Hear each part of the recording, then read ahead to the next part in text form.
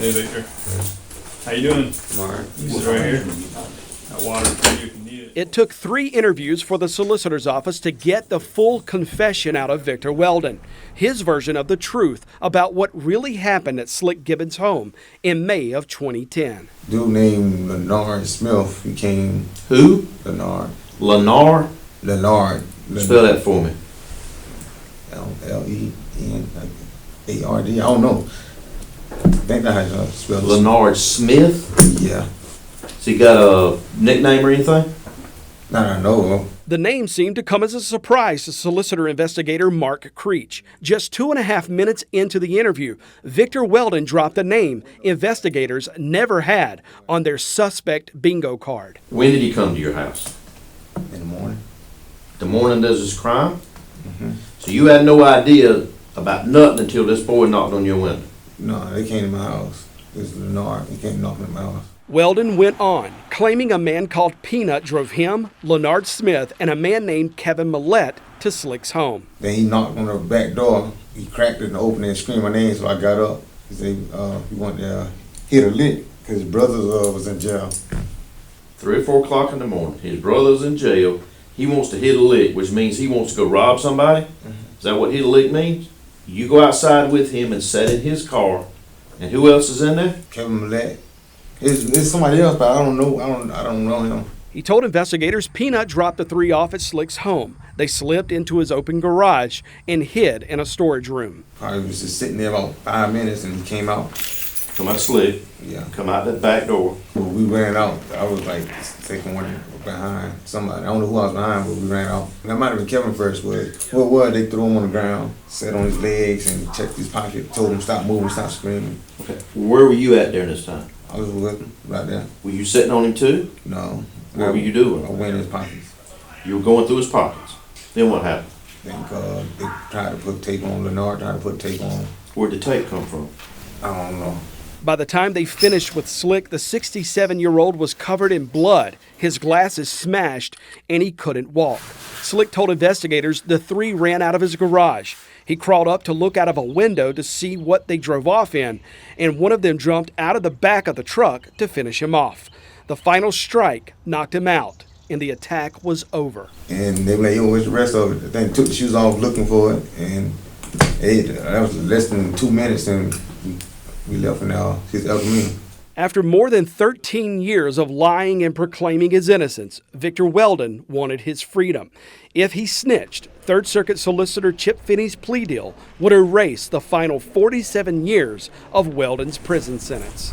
Hey, man. How you doing? All right. You doing all right? In March 2023, investigators called Victor Weldon in for a lineup. You gave us 3 names and we got 3 photo lineup we want to present to you. When you pick out the person, if the person is there that you know, I need for you to circle it, I need for you to initial it, and date it, okay? The case file shows Weldon circled Leonard Smith's picture. So you sure this is Leonard? Yeah. In April 2023, just 1 month later, Is that right? investigators brought him back in for another lineup. See if you recognize anybody. Yeah. Who? Number 2. Who is he? Not like Kevin Millette. That's Kevin Millette. And is this the same Kevin Millette that you say went with y'all and committed the crime at Slick Gibbons' house? You need to circle and date it and initial it, please. 3 months later, Solicitor Chip Finney and Victor Weldon were in a courtroom. Weldon pleaded guilty, erasing his 60-year prison sentence. Victor Weldon is set to be freed on Halloween 2025. Of all the people Weldon named in his confession, one person was unnamed, Michael Wilson Pearson. And Pearson ain't had nothing to do with this. I don't know him. I'm talking about your co-defendant that was Yeah, tried with you. I know you don't know. I don't know Pearson. He never had nothing to do with this. I don't know him. He wasn't with y'all. No. Why didn't you tell him that to begin with? Well, I did. I said I don't know Pearson. No, there's a difference in I don't know Pearson and Pearson was not there. So was Pearson there? No. Pearson ain't had nothing to do with this. He's an innocent man sitting in jail right now, is what you're telling me. Yeah. Why didn't you tell your lawyer back then that Michael Pearson didn't have nothing to do with it? He didn't ask. He asked me, do I know him? I said, no. Come on now, you didn't ask. He did. Out of the goodness of your heart, you did not tell him they got the wrong man. No. Because that would have implicated you. Because Yeah. only you would have known, the only way you'd have known he wasn't there is because you were there. I know. I didn't want to go to prison. And you're telling me now he didn't do this. I don't know how his thumbprint or fingerprint got in the car.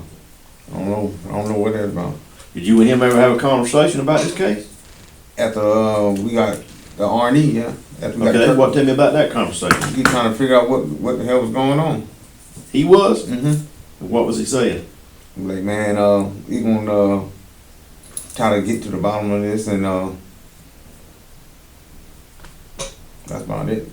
He ever tell you he didn't do it? Yeah. Did you ever tell him you did do it? No.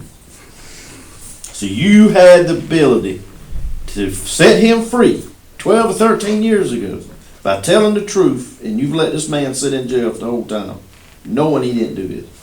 Yeah. Why? I didn't want to go to prison. How would you feel if the shoe was on the other foot? I feel bad too. In July 2023, 3 months after Victor Weldon's confession, I'll see you at Mike.